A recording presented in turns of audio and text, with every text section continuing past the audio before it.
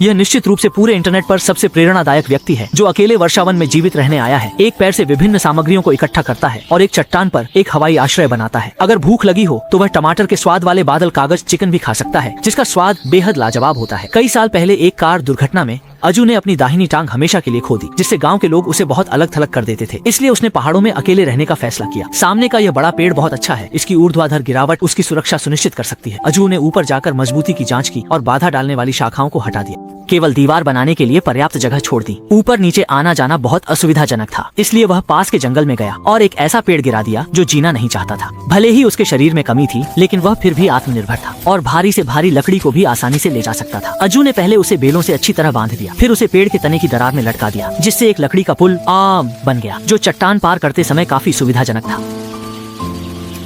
आवागमन की समस्या हल करने के बाद अजू ने कुछ छोटी लकड़ियां इकट्ठा की और उन्हें पेड़ के तने पर बांधकर नीचे का सहारा बनाया। यहाँ जमीन से 30 मीटर की ऊंचाई थी और अगर गिर जाते तो परिणाम भयानक हो सकते, इसलिए अज्जू ने बहुत सावधानी से काम किया। काम पूरा करने के बाद उसने बांस को छोटे टुकड़ों में काटा और चाकू से सीधे 2 हिस्सों में विभाजित किया। इसका उद्देश्य अंदर के बांस के जोड़ को साफ करना था, ताकि जब इसे फ्रेम पर बिछाया जाए तो फर्श लगभग सपाट हो।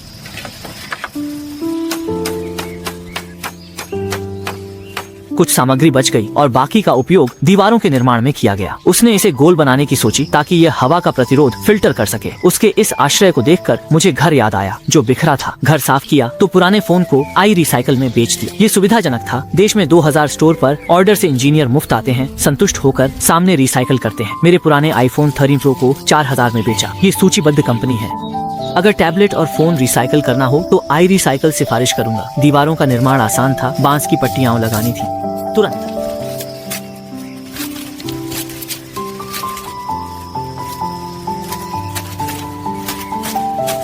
तरीका न केवल चतुर और ऊर्जा बचाता है, लेकिन दीवार की दरारों का क्या किया जाए। पहाड़ की ढलान पर एक छोटी सी धारा है। धारा के पास अच्छी पीली मिट्टी भी है, जिसे मिलाकर अच्छी तरह से मिलाने पर जंगली में सबसे मजबूत चिपकने वाला प्राप्त किया जा सकता है। इसे दीवारों पर लगाने से रात की ठंडी हवा के इस ओर से आने का डर नहीं रहेगा। जी, बाहरी दीवार बनाते समय कुछ खतरा होता है, अपनी सुरक्षा का ध्यान रखना पड़ता है और अंत में जो उत्पाद प्राप्त होता है वह कुछ ऐसा ही होता है। जहाँ तक छत के निर्माण की बात है, अंजू ने सीधे तौर पर घास का चयन किया। आखिरकार उसे उस पर सोना नहीं है, बस ये सुनिश्चित करना है कि अंदर बारिश का पानी ना गिरे।